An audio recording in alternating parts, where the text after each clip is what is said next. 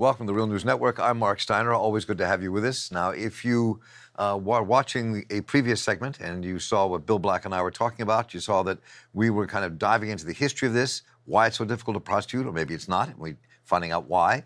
But what we didn't jump into was, what about Elizabeth Warren's proposals? Do they make sense? If they passed, would they actually make a difference? Do we need more laws like that, or do we need more regulation? What would solve the crisis that we seem to constantly be falling into? And we're still here with Bill Black, as always, which is great.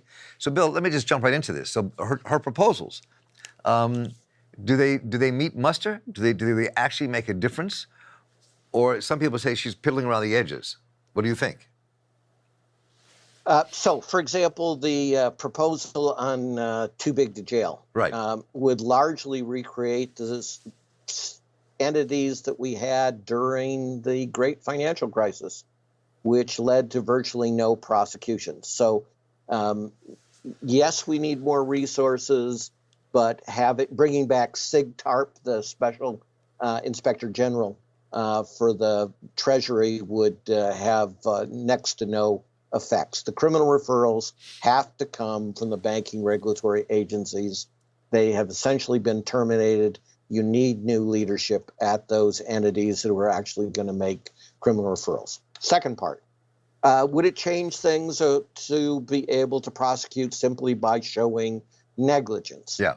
Well, yes, but it would still be a massive battle to show negligence in those circumstances. And at the end of the day, the judge could just give probation.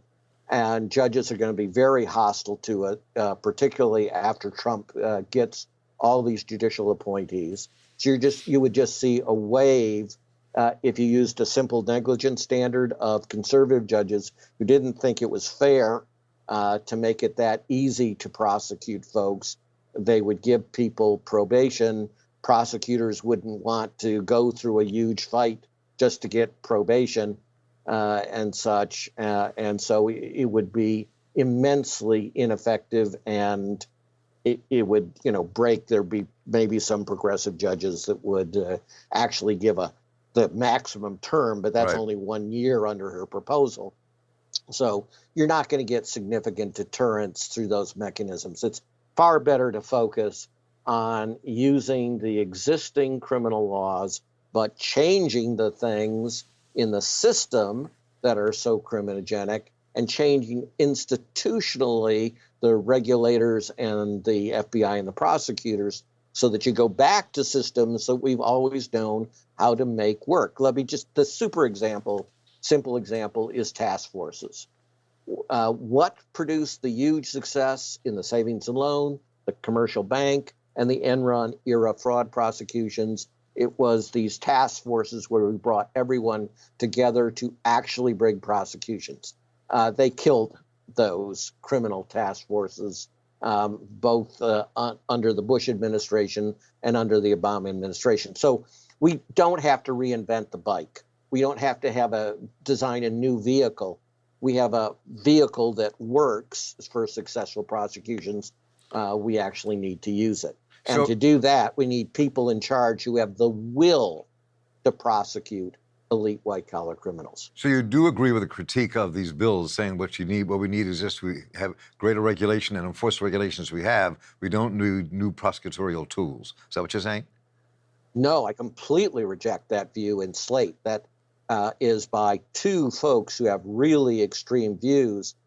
One thinks that, we prosecute and sentence elite white-collar criminals way too much and much too heavily.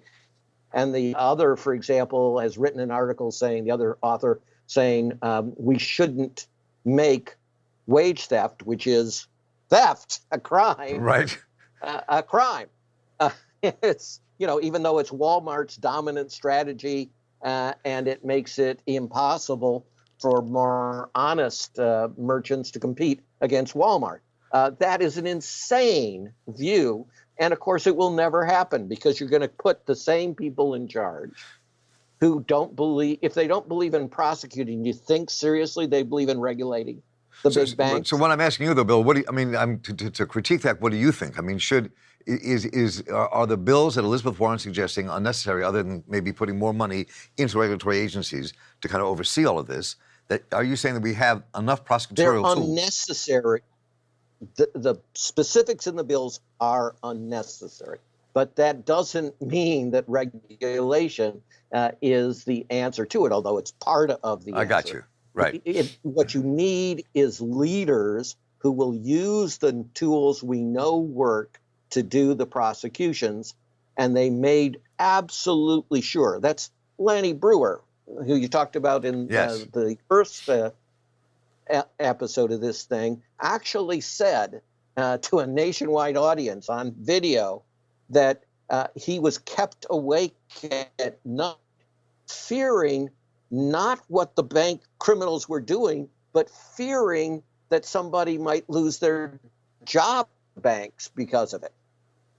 Well, you know, he doesn't represent the American people at that point. If you put a Lanny Brewer in, you could put 10,000 FBI agents and you would still get no prosecutions because Lanny Brewer simply isn't going to prosecute, just like Eric Holder simply wasn't going to prosecute.